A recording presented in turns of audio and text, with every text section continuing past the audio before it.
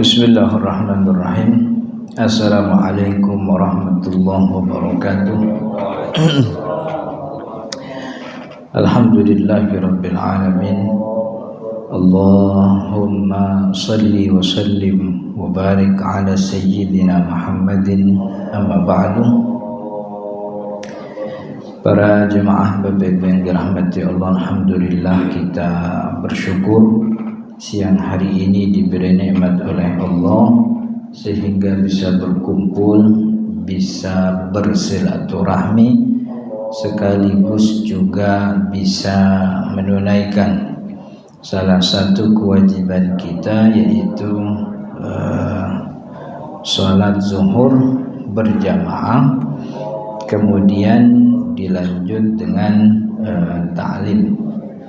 Mudah-mudahan kita berharap kepada Allah apa yang kita pelajari jadi ilmu yang bermanfaat, sekaligus jadi tambahan amal ibadah kita di akhirat. Amin ya rabbal alamin.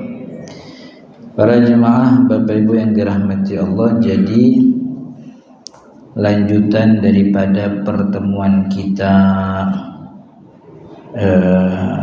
minggu lalu atau 2 pekan yang lalu, yaitu sunnah sholat ba'da sholat. Jadi sunnah ba'da sholat.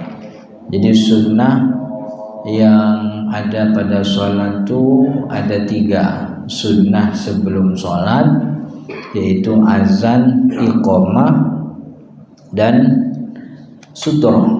Azan, iqamah, sutroh. Jadi sutroh itu sunnah, bukan kewajiban. Artinya kalau ada orang sholat tidak memakai sutroh, sholatnya sah begitu, dan tidak berkurang itu nilai pahala sholatnya.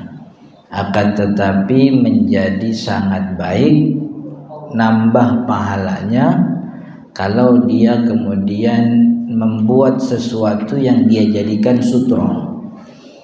Dan sutroh ini kalau sesuai dengan apa yang disebutkan oleh hadis Nabi Muhammad SAW, sutroh itu bentuknya anazah kamuakharatir rahli.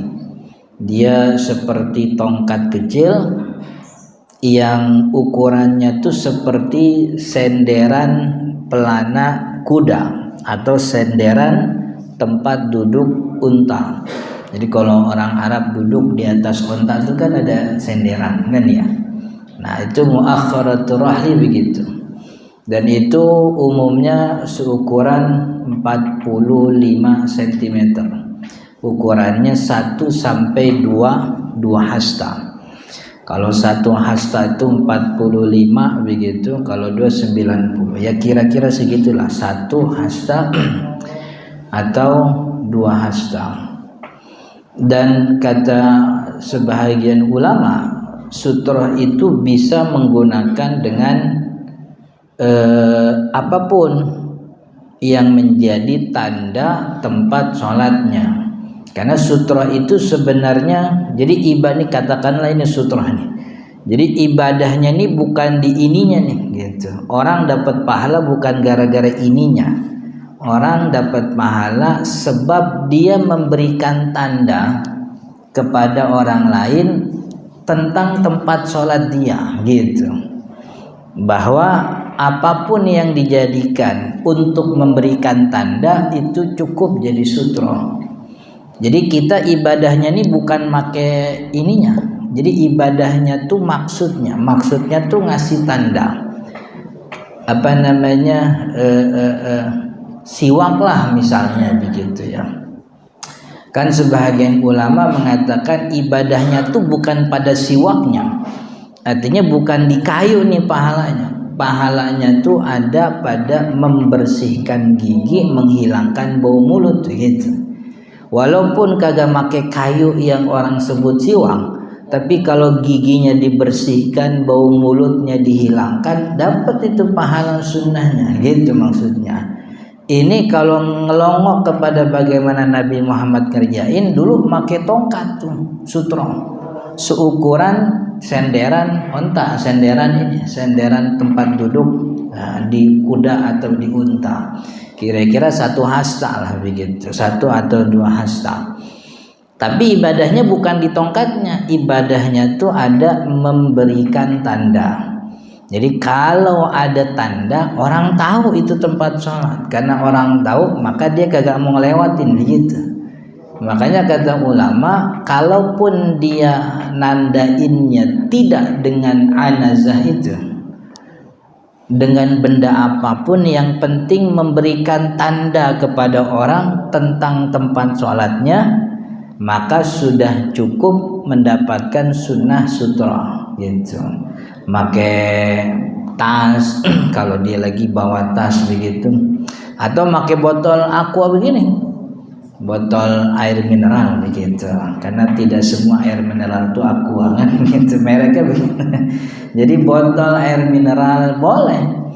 Jadi intinya tuh ngasih tanda tempat sholat begitu. Makanya sutra ini nggak usah gimana-gimana begitu. Kalaupun orang tahu, artinya pakai ukuran keramik lah begitu. Umumnya sih orang kalau sholat keramiknya 40 kali 40 nih biasanya 3 kali keramik, biasanya begitu kan ya. Kalau keramiknya 20 kali 20 cm berarti 4 tuh keramiknya gitu. Itu tanda garisnya itu sudah cukup tuh. Apalagi kita pakai sejadah. Jadi sejadah itu sudah cukup. Jadi jangannya pakai sejadah tambahin tongkat lagi kebanyakan gitu. Ya kalau emang harus begitu ya nggak apa-apa. Karena ini lalu lalangnya orang banyak begitu, tapi pakai sejadah itu sudah cukup begitu. Dan ini bukan kewajiban, makanya kita masukin kepada sunnah sholat.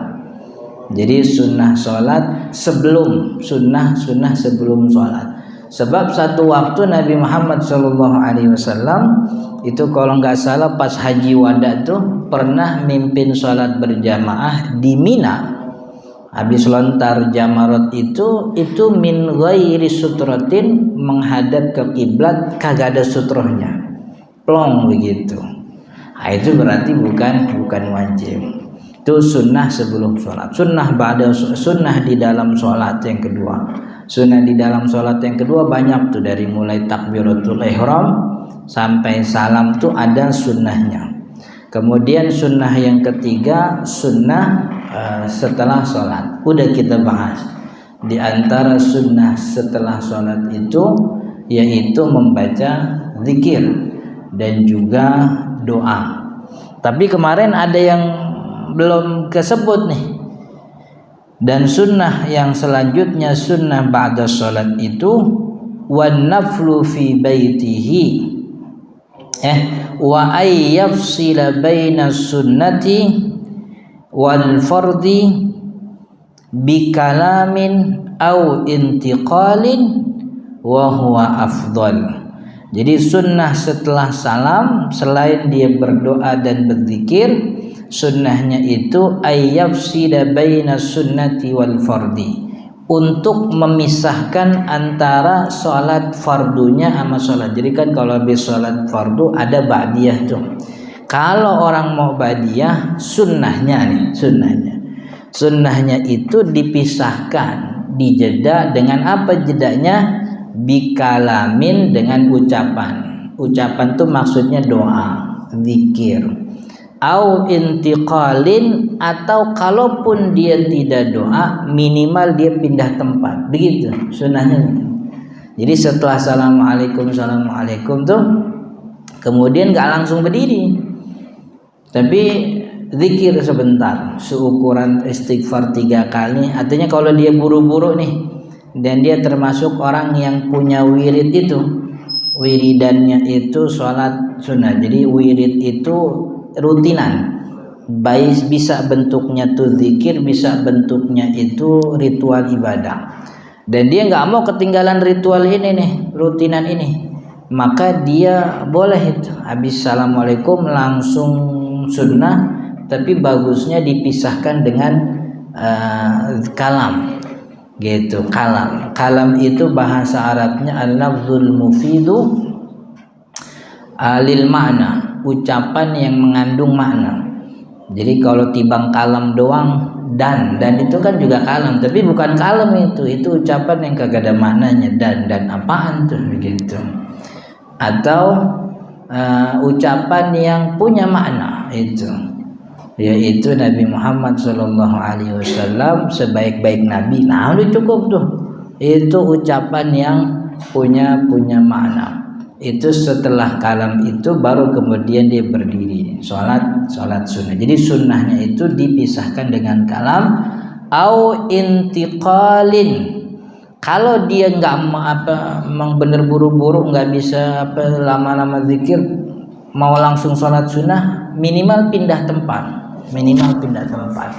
Ini pertama karena memang begitu Nabi Muhammad SAW mengajarkan. Yang kedua, sunnahnya pindah tempat kalau bagi sholat sunnah itu agar banyak menjadi saksi.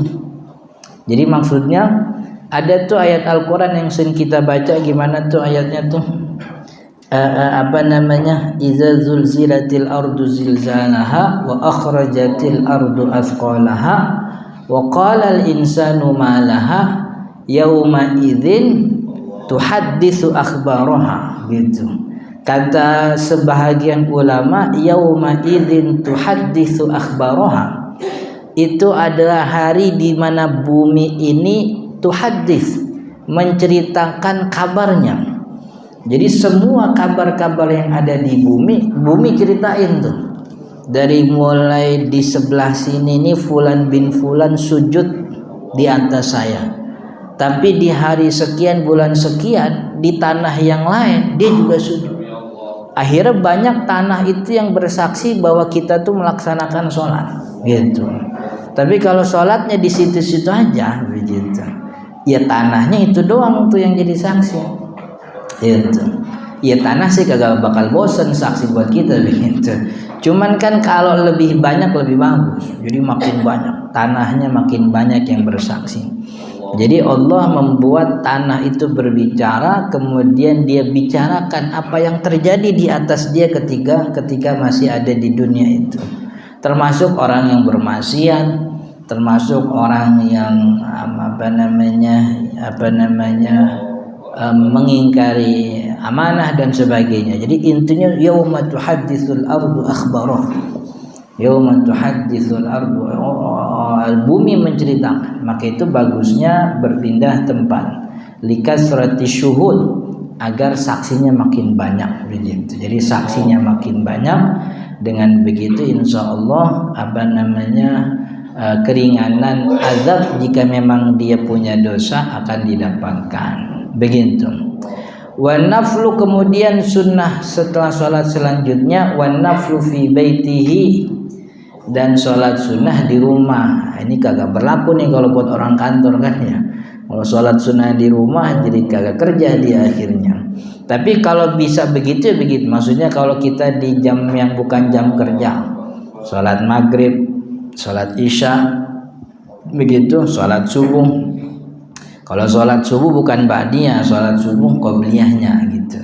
Sholat maghrib, sholat isya, qobliyahnya di rumah, ba'diyahnya di rumah itu bisa. Dan itu afdolnya begitu. Jadi memang sholat sunnah ini afdolnya dikerjakan di rumah.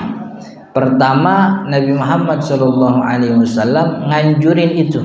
Kata Nabi Muhammad, la taj'alu buyutakum kubura. Jangan jadikan tempat rumah kamu itu sebagai tempat kuburan, sebagai kuburan. Maksudnya kuburan itu tempat tidur aja. Jadi seperti kuburan, tidak ada ritual ibadah, hanya dijadikan tempat tidur. Faj'alu min sholatikum bi buyutikum, jadikan sebahagian salatmu, yang dimaksud sebagian salat itu salat sunnah, itu di rumah. Jadi afdolnya itu salat di rumah, salat sunnah, salat tahajud, salat duha, salat witir, salat qobliyah, ba'diyah gitu. Ini yang bentuk afdolnya begini.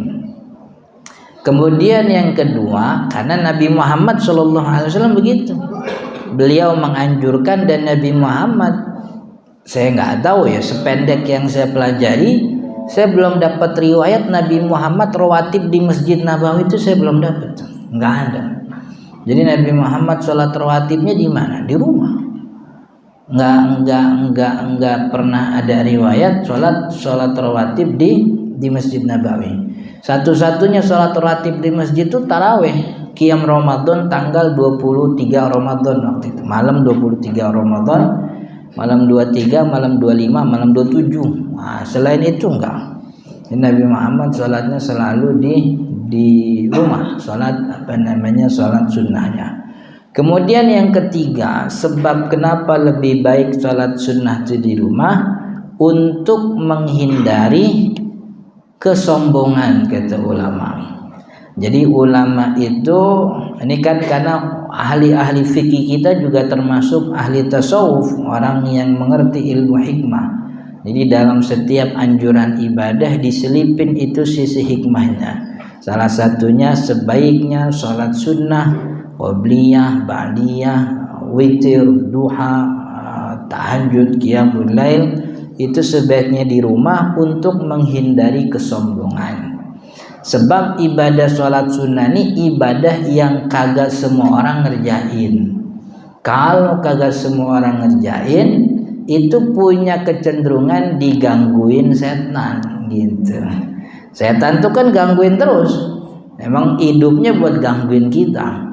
Dan mereka tuh mengganggu kita sejak sebelum sholat, ketika sholat, sampai setelah sholat terus diganggu.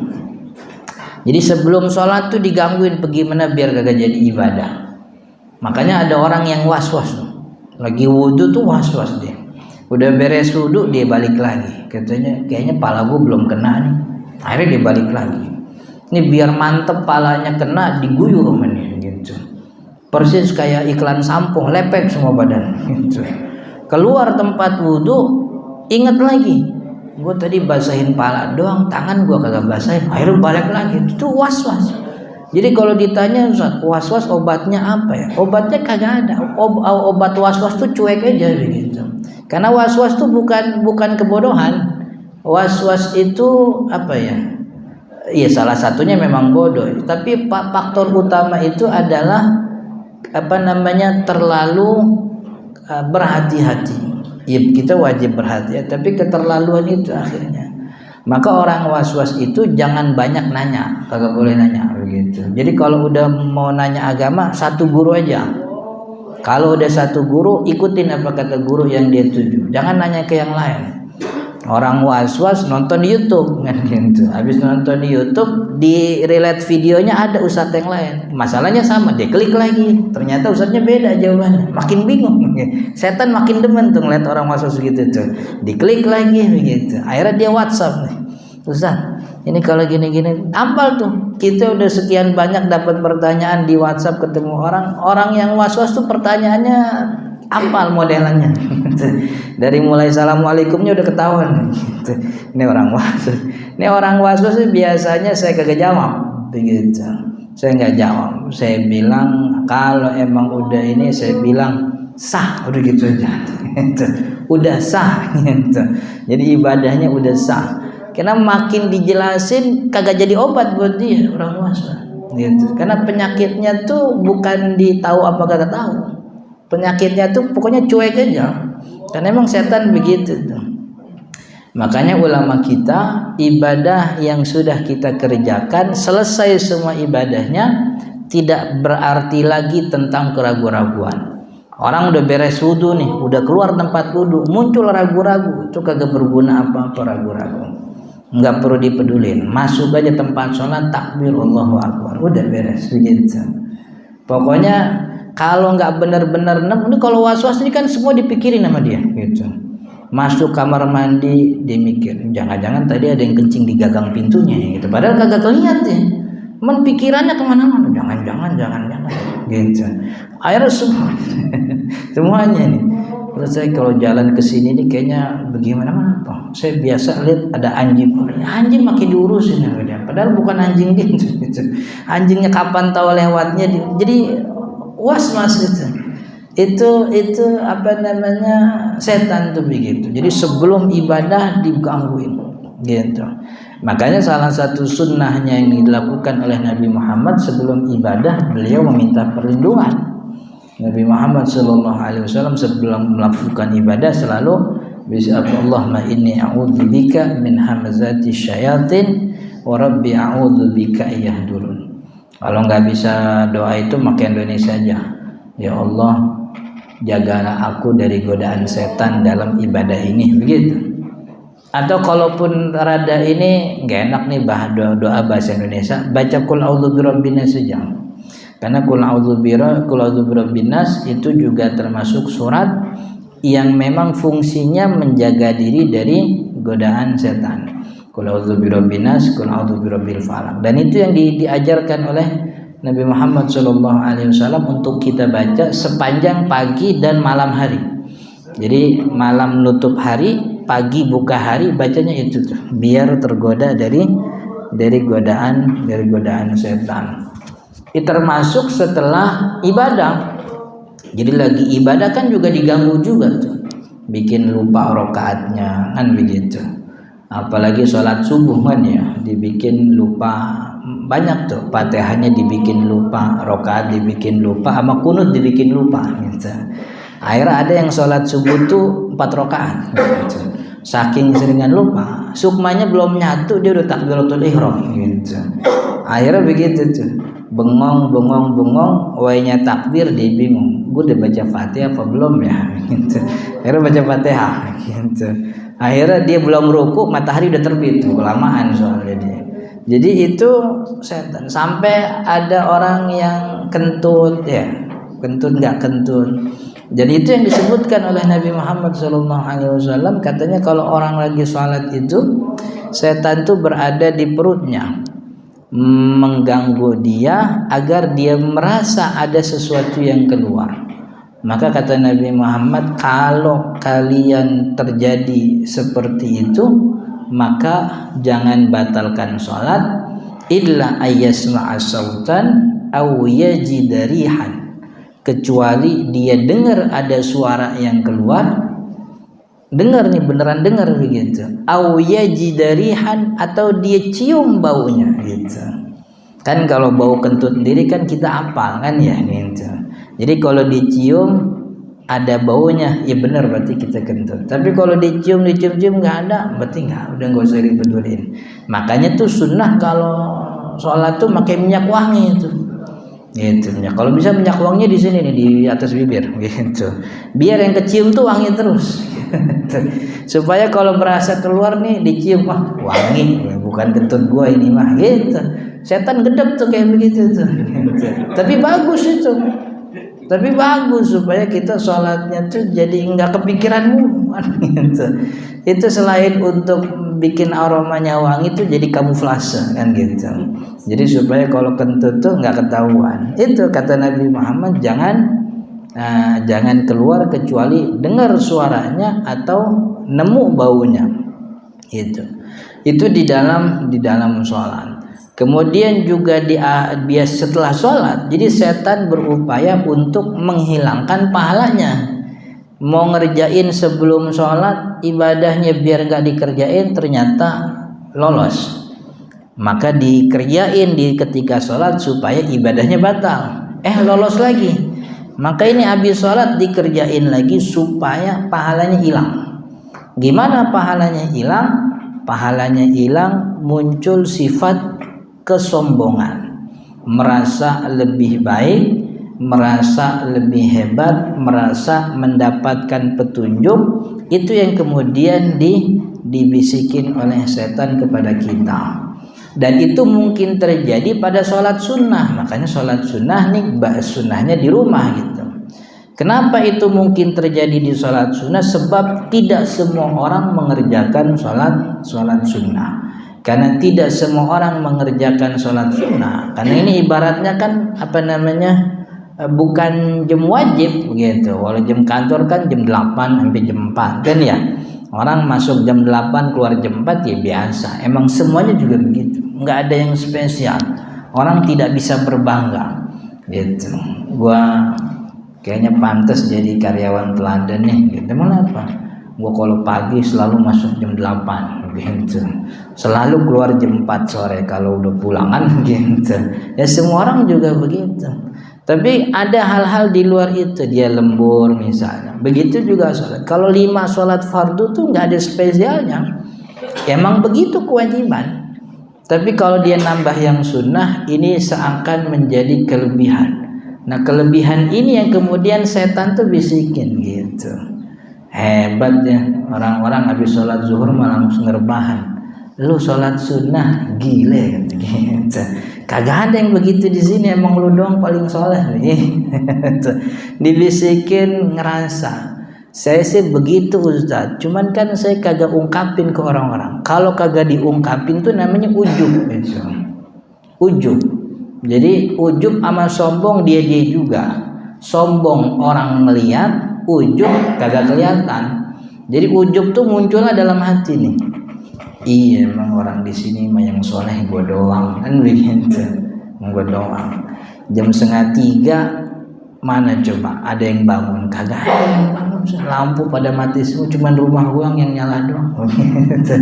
Emang orang kampung sini emang gue doang yang tahajud gitu. Karena ada di pos orang pada bangun, cuman pada main gaple doang. Nah gitu tuh. Itu apa namanya ujub. Tapi ketika dia tampakkan kebesaran dirinya di hadapan orang itu namanya sombong. Sama dua-duanya kagak benar gitu. Dua-duanya kagak benar gitu. Alhamdulillah Ustaz, saya mah kagak begitu. Cuman teman saya tuh saya heran tiap bangun tahajud saya lihat dia bikin status mulu begitu. Padahal tahajud mah jarang. Itu juga sama tuh, ngerasa lebih baik dari orang lain sama itu. Dia mah kagak bikin status, cuman merhatiin status orang. Dia bilang baru tahajud sekali doang. Sama itu juga sama. Jadi dikira setan tuh klub lepas begitu. Kalau dia nggak bingung, setan tuh terus narik semuanya. Semua yang dia bisa lakuin dia lakuin begitu. Maka itu untuk tidak terjadi kesombongan, ini sholat sunnah Nabi Muhammad kerjakan di rumah. Makanya kita juga begitu. Tapi kondisinya ini bisa berubah. Karena bisa jadi kesunahan tuh bagi dia ada di masjid, ada di musola. Sebab misalnya dia nih ustadz, yang bagi orang-orang situ nih jadi panutan, dan orang situ nggak tahu kalau habis sholat isya ada sholat sunnah apa, habis sholat maghrib ada sholat sunnah yang bagaimana, maka dia kerjakan di situ sebagai contoh. Sebagaimana Pak Kiai di pesantren sholat ba'diyahnya di masjid supaya diikutin santrinya. Jadi sebagai dalam rangka pengajaran nggak apa-apa. Jadi sunnahnya malah berbalik, yang tadinya di rumah begitu menjadi sunnahnya di masjid. Sebab kalau ente kagak sunnah, nih satu musola kagak ada yang sholat sunnah, emang kagak ada yang ngerti, maka harus kasih contoh dulu begitu. Tapi kalau bagi orang umum biasa ya di rumah itu bentuk afdal. Bahkan ada dalam kitab kitab-kitab Syafi'i, mazhab Imam Syafi'i itu, Imam Syafi'i itu punya pandangan. Ini kan umumnya kalau lagi puasa itu tidak boleh siwak sejak ba'da subuh. Artinya tidak boleh membersihkan gigi sejak ba'da subuh. Kalau dia gosok gigi pagi boleh, tapi makruh gitu. Sampai zohor. Ba'da zohor itu dikatakan hukumnya sebagian bilangnya haram, walaupun ini pandangan minoritas. Tapi umumnya itu sesuatu yang tidak dianjurkan. Tapi Imam Syafi'i punya pandangan kalau puasanya puasa sunnah itu siwak kagak ada makruh-makruhnya sampai maghrib. Pagi tetap sunnah, jam 10 sunnah, jam zohor sunnah, asar sunnah. Kalau puasanya sunnah, kenapa kalau puasa sunnah siwak tetap sunnah sepanjang hari padahal dia lagi puasa? Sebab kalau nanti mulutnya ini bau, sebab dia tidak makan tidak minum, aromanya nih aroma yang kurang sedap, dikhawatirkan orang tahu kalau dia lagi puasa sunnah. Dari aroma itulah kemudian khawatirnya ada setan yang masuk begitu. Itu saking ininya, saking detail. Ini mohon maaf mulut gue ada bau gitu. Gue lagi puasa. Emang gue mau kalau Senin mah biasa puasa begitu. Kamis juga puasa juga gitu. Ini mohon maaf terus ngobrol, gue nggak usah ikut dah gitu. Mulut gue lagi kurang ini itu setan masuk begitu halus begitu tipis begitu, kayak apa namanya, kayak ban bocor halus kan gitu. Di jalannya masih gede, pas sudah nyampe rumah habis itu kan. Jadi itu afdalnya sholat, afdalnya sunnah setelah sholat. Jadi sholat sunnahnya di rumah. Maka itu kan menjadi perdebatan di antara ulama tentang sholat sunnah qobliyah Jumat gitu. Karena dari dulu sampai sekarang, jangankan Jumatan, sholat 5 waktu yang lain itu pun tidak pernah terlihat Nabi Muhammad sholatnya di Nabawi gitu. Iya kan, nggak kelihatan. Maka itu orang kalau bilangnya kalau 5 waktu ada qobliyah, kalau 5 waktu ada qobliyah ba'diyah, sebab Nabi Muhammad nyebut ngomong kan begitu, nyebut ngomong. Tapi kalau Jumatan nggak ada sebutan ngomongnya. Cuman yang jadi masalah di rumah ngerjain apa enggak, itu kan jadi masalah. Karena di Nabawi memang nggak pernah kelihatan, itu jadi perdebatan sampai sekarang kan begitu. Ada apa namanya, beberapa ustadz tuh yang kurang demen kalau ngelihat ada orang yang qobliyah Jumat begitu. Ada masjid yang memang sengaja diazanin 2 kali supaya azan pertama biar bisa qobliyah. Ada yang nggak mau begitu. Alasannya bukan efisiensi waktu, emang biar kagak pada sholat sunnah qobliyah. Ada yang begitu kan ya. Ada yang setengah-setengah dia. Nih kita pengen azan sekali, cuman biar orang-orang sholat qobliyah Jumatnya bisa. Akhirnya pas masuk waktu zuhur ditunda gitu. Imamnya naiknya ntar gitu. Ngasih kesempatan buat sholat sunnah qobliyah begitu. Jadi sebabnya itu tadi bahwa sholat sunnah Nabi Muhammad SAW tidak terlihat. Bahkan bukan cuma perkara qobliyah ba'diyah. Sholat duhanya Nabi Muhammad itu kan juga sampai ada sahabat Ibnu Umar radhiyallahu an yang menyebut ini ngerutinin sholat duha ini bid'ah begitu kan ya, ngerutinin duha ini bid'ah gitu. Ada riwayatnya masyhur. Sebab memang Nabi Muhammad SAW yang terlihat beliau sholat duha di rumah, kadang kelihatan, kadang nggak kelihatan begitu. Kadang di perjalanan sholat. Jadi Nabi Muhammad SAW kalau di perjalanan itu tetap melakukan rutinitas ritualnya begitu. Jadi itu sunnah ba'da sholat, yaitu at-tanafful, mengerjakan sholat sunnah fi baitihi, di rumahnya. Wa min sunani sholat, dan juga di antara sunnah sholat berarti tadi zikir, doa, kemudian pindah tempat, ingin sholat sunnahnya di rumah. Yang kelima nih sunnah sholat nih, maksudnya harusnya nih di sunnah yang pertama, yaitu al-khusyuk. Termasuk sunnah sholat ini khusyuk. Artinya khusyuk ini bukan rukun sholat, bukan syarat sholat, tapi dia adalah kesempurnaan sholat gitu. Dan harusnya memang ada di dalam sunnah dalam sholat.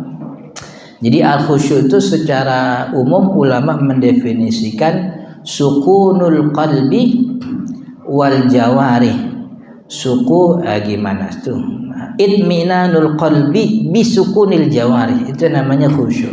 Itminanul qalbi, ketenangan hati, bisukunil jawarih, yang ketenangan itu muncul kelihatan dengan tenangnya anggota tubuh, itu namanya khusyuk. Jadi bergeraknya sesuai proporsinya. Jadi wayanya ruku dia ruku, jadi nggak gerak macam-macam, itu namanya khusyuk. Tapi khusyuk ini bukan rukun sholat, bukan syarat sholat juga. Ulama memasukkannya ke dalam sunnah sholat. Kenapa ke dalam sunnah sholat? Karena dulu Nabi Muhammad SAW pernah nemu ada orang yang sholatnya kagak khusyuk tapi nggak ngebatalin. Jadi waktu Nabi Muhammad itu, saya lupa nih kasusnya di Nabawi atau di dalam perjalanan. Setahu saya di Nabawi. Jadi ada orang yang sholat tuh yal'ab bil hayati.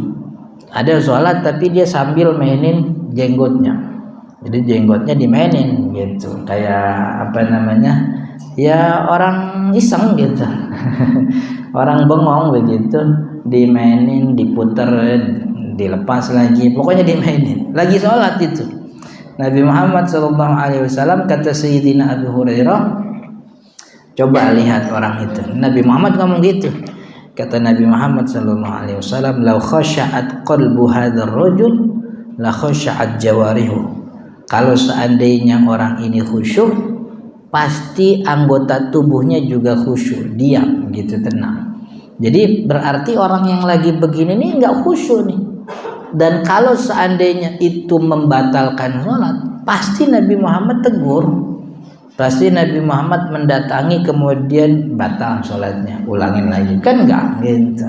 Itu berarti khusyuk bukan rukun sholat. Sholat ini juga yang perlu dipahami. Nabi Muhammad SAW itu mengatakan, sholatlah kamu sebagaimana kamu melihat aku sholat. Jadi perintahnya tuh bukan sholatlah kamu sebagaimana aku sholat. Kalau Nabi Muhammad bilangnya begitu, kagak ada sholat kita yang sah ini. Karena kalau sebagaimana Nabi Muhammad sholat, siapa yang bisa nyamain sholatnya Nabi? Dari mulai takbirnya, bacaannya, khusyuknya, kan ya. Kalau harus sebagaimana Nabi Muhammad sholat, itu Nabi Muhammad pernah kalau sholat tahajud itu kan jumlah bacaannya tuh satu rakaat tuh sampai 200 ayat. Surat Al-Baqarah kata Sayyidah Aisyah, lama panjangnya tuh seperti surat Al-Baqarah, 280 sekian ayat. Begitu panjang berdirinya. Itu sebab kenapa Nabi Muhammad kalau sholat malam dapatnya 8 rakaat. Itu bukan batasan, tapi jumlah rakaat yang cukup untuk sholat malamnya Nabi emang segitu gitu. Karena bacanya panjang. Kalau bacanya kuliah kulhu nih kayak kita begitu, itu 200 rakaat tuh dapat tuh gitu. Malam kan ya. Jadi Nabi Muhammad bilang, sholatlah kalian sebagaimana kalian lihat. Kamu lihatnya gimana saya? Dulu Nabi kan makanya riwayat sahabat banyak. Dulu saya ngeliat Nabi Muhammad tuh kalau ngangkat tangan sampai kuping. Ada sahabat lain bilang Nabi Muhammad tuh saya lihat ngangkat tangannya sampai dada gitu.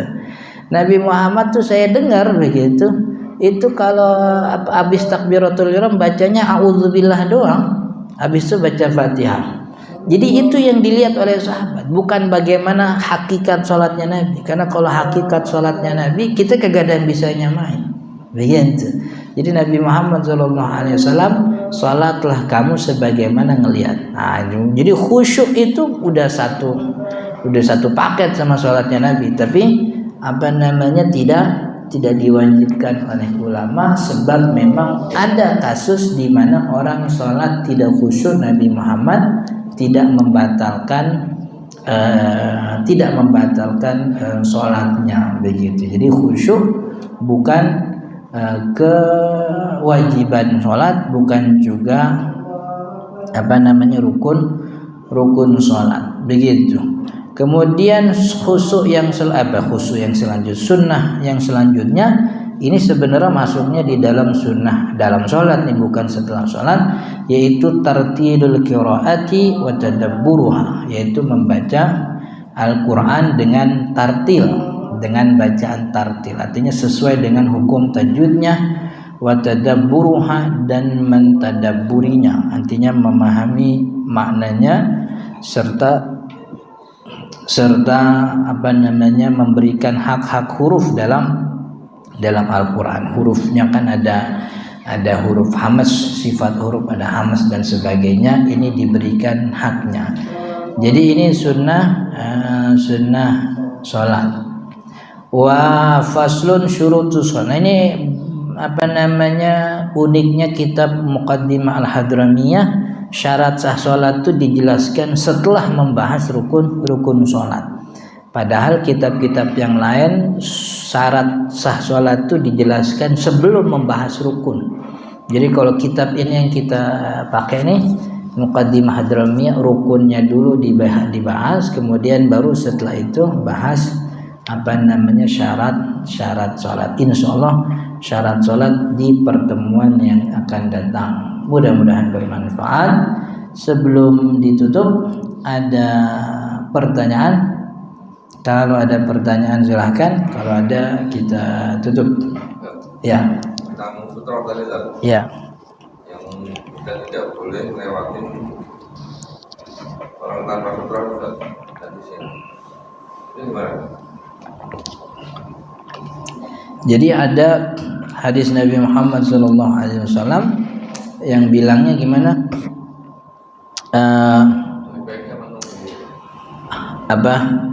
Li ayyakifa arba'ina khairun lahu min ayyamurra baina yaday al-musalli atau kama qala sallallahu alaihi wasallam.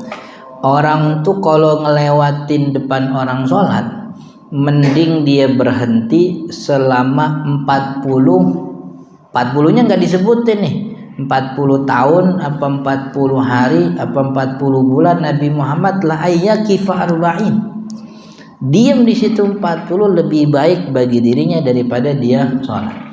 Jadi maksudnya bukan orang disuruh berhenti 40, bukan gitu. 40 kagak pindah-pindah gitu. Maksudnya ini dosanya gede banget. Orang kalau ngelewatin orang sholat tuh dosanya besar. Saking besar dosanya, kata Nabi Muhammad, mending berhenti di situ sebanyak 40. Ada satu riwayat yang diperdebatkan, ini katanya 40-nya khirifan, 40 khirif.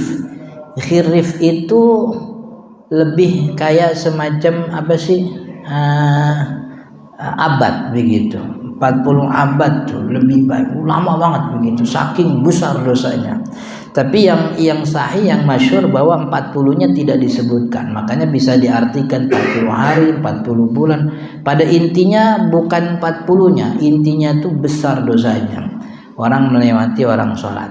Dalam riwayat lain, kalau kata Nabi Muhammad, kalau ada orang yang idza shallaitum ila sutratin, kalau kalian sholat kemudian kalian jadikan di depan itu sutra, fala yada ahadan yamurru baina yaday, maka jangan biarkan orang lain lewat depan kamu, begitu. Fa in aba, tapi kalau dia tetap ngelewat, falyuqatilhu, maka boleh diperangi. Nah ini juga rada kalau rada tekstualis rada susah nih gitu. Tahu takutnya orang ke musola, ke masjid pada bawa golok, pada bawa apa gitu. Buat apa anjing? Buat merangin orang yang lewat depan aneh sholat. Bang hadisnya bilang begitu, kata gitu kan repot itu. Jadi maksudnya pekerjaan ini buruk sebab inilah pekerjaan setan. Jadi setan tuh lalu lalang depan orang sholat untuk mengganggu. Maka seperti itu tuh perangi gitu. Perangi. Bagaimana memeranginya? Memeranginya dengan kekhusyuan sholat. Lalu gimana orang yang lewatin depan orang sholat nih? Jadi kata ulama, orang yang lewatin depan orang sholat itu berdosa, haram hukumnya kalau yang sholat pakai sutra. Karena semua riwayat tentang larangan sholat itu ngomongnya ada sutrohnya. Idza shallaitum ila sutratin, idza shalla ahadikum falyadnu ila sutra. Artinya kalau ada orang sholat kagak make sutra, artinya dia nggak ngasih tanda. Sejadahnya kagak ada, karpetnya nggak ada, tempat apa benda yang nandain tempat sholatnya nggak ada. Kemudian orang yang lewat kagak ada dosa gitu. Justru orang ini yang dapat kemakruhan yang sholat ini sebab dia tidak memberikan tanda begitu. Jadi larangan melewati orang sholat itu kalau yang sholatnya pakai sutro. Artinya kalau pakai sutro kan ada tandanya, udah ada tanda kok masih lewat, haram itu gitu. Tapi kalau kagak ada tandanya begitu, orang kan gak tahu. Jangan-jangan dia berdiri bukan sholat. Karena orang berdiri meriksa WhatsApp sama orang sholat juga sama berdirinya begitu juga kan ya. Iya kadang tuh kita dari belakang kita mau colek takutnya lagi sholat nunduk begini dia gitu. Dari belakang ini kan kayak bersedekap kan nih nunduk ini sholat apa bukan nih ditungguin apa kagak ruku-ruku gitu. Pas dilongok lagi pusreng rupanya sambil berdiri gitu. Jadi itu larangannya kalau si orangnya pakai sutra begitu. Oke? Bukannya kalau udah pakai sutra bisa lewat sama Kalau pakai sutra orang boleh lewat tapi jangan di dalam sutra. Itu. Jadi orang boleh lewat kalau pakai sutra kan orang jadi enak nih. Wah, tandanya di sini nih. Berarti jangan lewat sini. Lewat di depan atas begitu.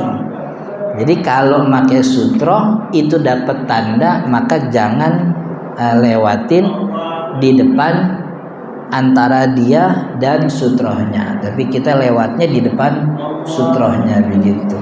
Oke? Wallahu taala alam, mudah-mudahan bermanfaat. Subhanakallahumma wa bihamdika asyhadu an la ilaha illa anta astaghfiruka wa atubu ilaik. Hadanallahu wa iyyakum ajma'in. Assalamualaikum warahmatullahi wabarakatuh.